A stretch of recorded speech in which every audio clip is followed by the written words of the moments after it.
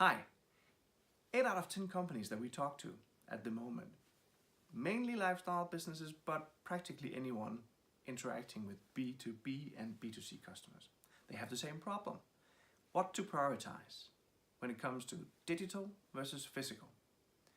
Where to invest on the customer journey to get the right return on investment, short term and long term. We're bombarded every day with so many options. Everything from how to advertise on search engines, rank higher and so forth, to utilization of technologies such as artificial intelligence, virtual reality, augmented reality. Basically everything under this omni-commerce umbrella. So we struggle. Where to invest, how to actually create an impact, create value, create sales over time. So a simple tool that you can use is customer journey mapping, going into each touch point and content, and then prioritizing these. It's a simple exercise and you can do it on a wall, on a piece of paper, basically anywhere. Let me show you how. Great, so let's do some mapping. First of all, the very simple canvas. You can do this on a wall, piece of paper. Whiteboard is very efficient. Then you can make it up all nice in your PowerPoint presentations afterwards. Basically, the 4 phases: awareness, investigation, choosing / buying, retention, loyalty, so forth. Then out on the left, we have our channels. We need to prioritize our channels depending on the target customer. Target A, target B, target C. Let's say we start out the exercise with Michelle. She's 32, she's looking for a summer dress. Now she might be influenced the first time or be aware the first time by an influencer she's following on a newsletter or a brand newsletter. So the first touch point is a newsletter. The next one could be a Facebook post, right? Could be that she sees something on Google, maybe searching generally or just something totally different, and then this pops up. Right? Could be a blog that she follows, goes in looking for something else, or just her weekly fashion fix, and then she sees the summer dress, right? Could be that on that blog with that influencer there is a video from a fashion show or just pretty much anything. This video is hosted on YouTube by the blogger. So we have a few channels here, and then maybe an actual physical shop window. She walks by, she sees something, she becomes aware. So quite a few touch points here.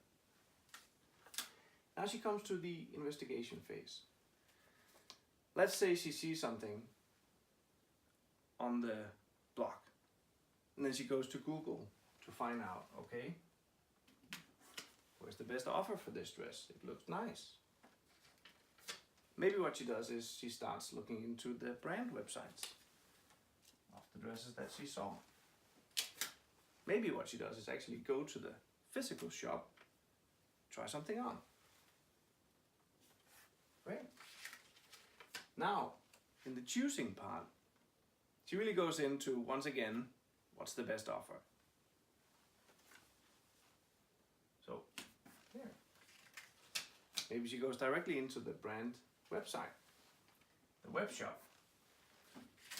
Maybe once again, or maybe from somewhere else here, choosing is actually going into the store, trying on the different sizes. Maybe what really triggers her in the end is retargeting Facebook ad on social media. And now to keep her after she's bought, she gets a brand newsletter, right? Telling her about the accessories, the shoes, the new dresses, everything. Maybe some branding campaigns on Facebook, Instagram, any other social media. Print magazines, fashion magazines, news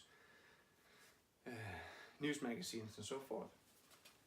Right, so very, very quickly, we've mapped out some of the key touch points for Michelle.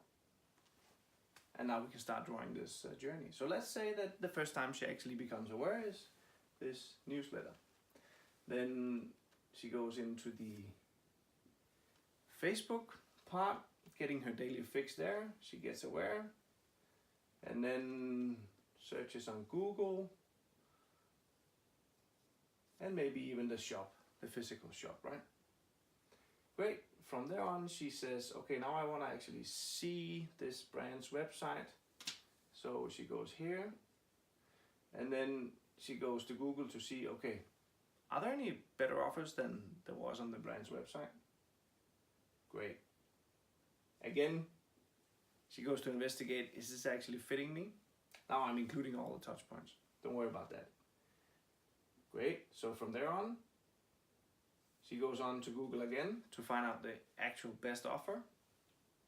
And then maybe she buys directly from one of the offers there, or she goes to the brand website's web shop to buy again. And then the retention phase, go up here, she gets the newsletters, and then we follow her with retargeting and maybe build some general branding campaigns on the print.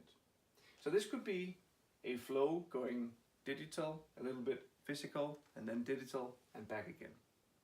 Now what I can do with this information is I can say, okay, so I have a channel here, email.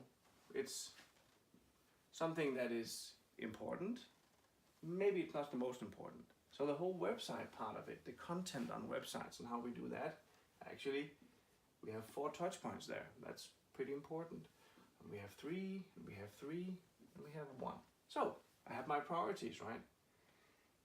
This one, okay, actually I have that totally covered. I am very, very good at that. I see good results and so on. So I don't need to figure out on that. But this one, on the social media part, we're not doing much. But this is clearly one of the places that she gets touched and nudged the most. So, okay, this is where I need to focus. So I need to focus on the channel, of course, improving that. And I need to focus on specific content on these touch points.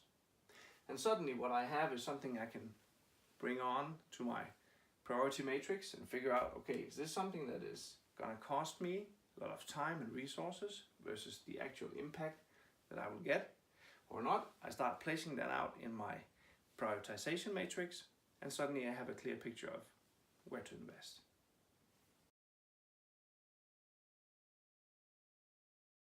So, to conclude, this was a fairly simple exercise. I hope you agree with that. But it really helps you when you need to prioritize your efforts. Going into specific touch points, the content that you either have or need to improve, and the channels where you need to either improve or continue or be even better. Eventually, it gives you this flow. And once you have that flow, you can start prioritizing your resources versus where you get the biggest impact.